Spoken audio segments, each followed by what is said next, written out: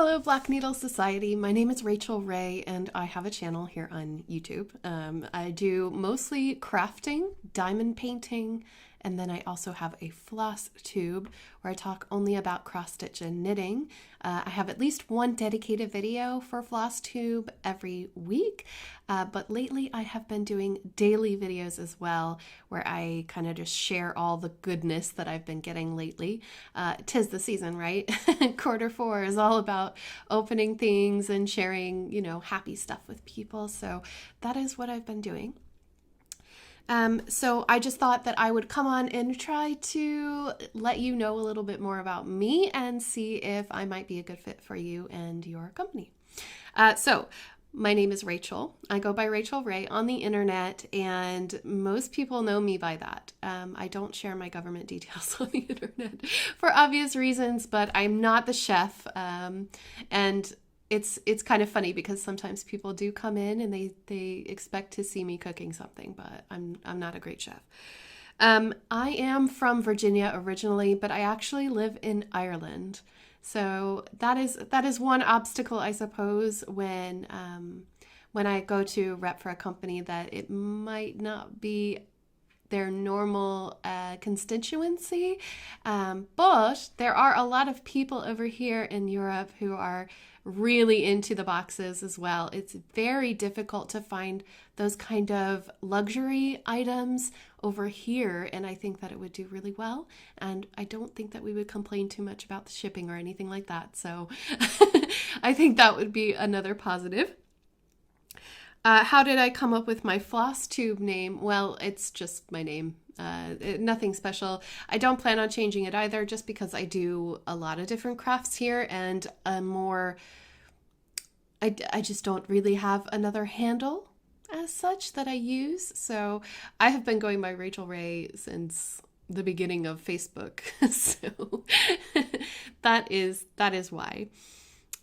You asked, why do you want to be a Black Needle Society rep or VIP? Well, the truth is that I've seen a lot of your boxes by my friend Michelle Bnsociety, and I'm sure that you know her and I know her, and every time that she shows one of your boxes, whether it's the retreat in a box or the special edition kind of limited items for a particular thing like frog warts, I have just wanted to buy it so badly.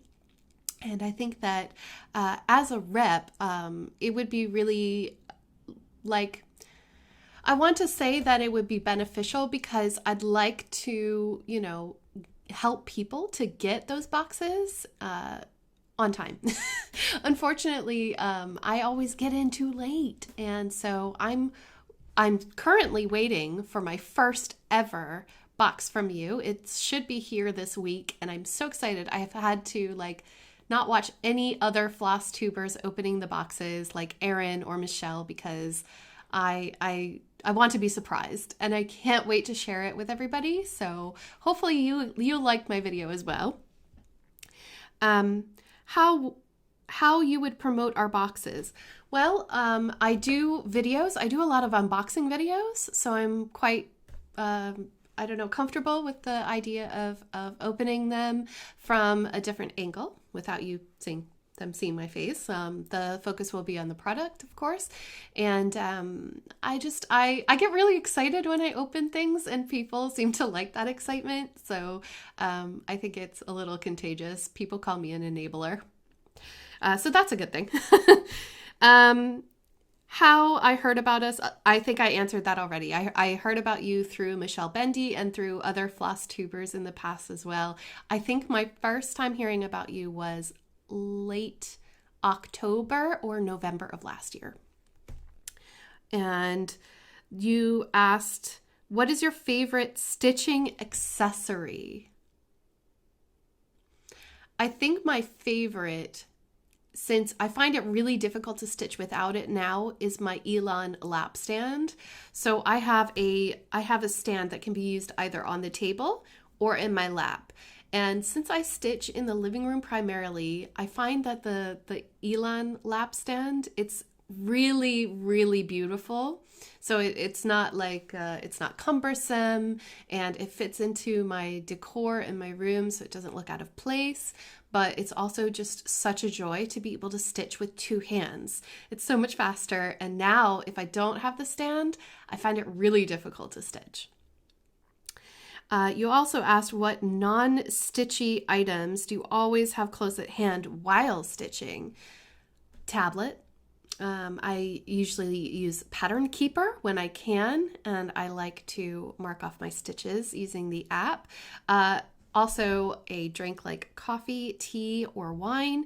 And I think that if I were to have another item near me other than my dog who's walking in the room right now, I probably will have my headphones in and I'll be listening to something on YouTube. I'm an avid watcher of YouTube, so that's another non-stitchy essential for me. What is your favorite item you've seen from a Black Needle Society box? I actually have it here on the screen if I pull it up.